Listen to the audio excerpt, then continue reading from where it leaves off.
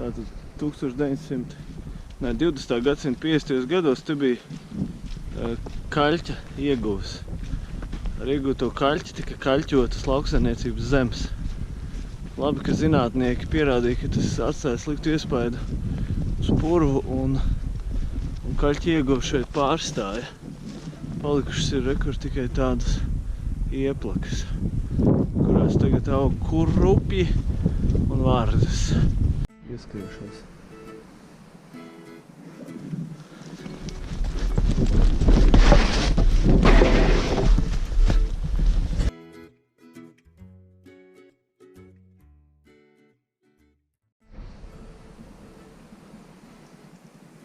Tātad mēs redzam attēlā sērūdens avotiņu.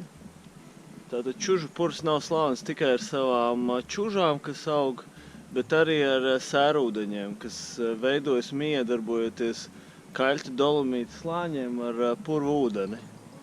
Ja, un šādi te purvi Latvijā nav daudz. Vienu mēs tādu slavenu zinām Ķemeros, nu tad čužu purvs arī ir viens no tādiem. Lūk. Ir jūtama tāda viegla sērūdeņa smarža, vai ne? Tātad līdz 1940. gadam, līdzīgi kā Ķemeros, arī pie čužu purva bija dziednīca, kurā tika ārstēti cilvēki, vai tāda kurorta vieta, kurā cilvēkiem tika uzlabot veselība ar sērūdens palīdzību. Mēs arī pamēģināsim pagaršot, kāds viņš ir smirdiņš pēc vecām olām.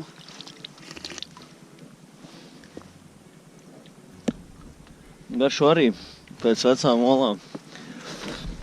Ragās, varbūt nekas slikts ar mani nenotiks.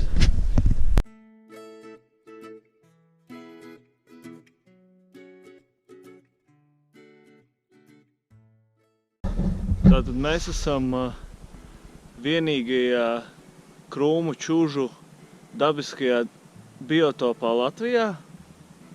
Jā, diemžēl mēs esam ieradušies šeit decembrī, kad visas krūmu čužas jau ir noziedējušas. Kas ir interesanti, tad krūmu čužas otrais nosaukums ir klinšrozīte. Grūti saprast, kāds sakars purvam ar klintīm, jā, un ar rozēm vispār. Cerams,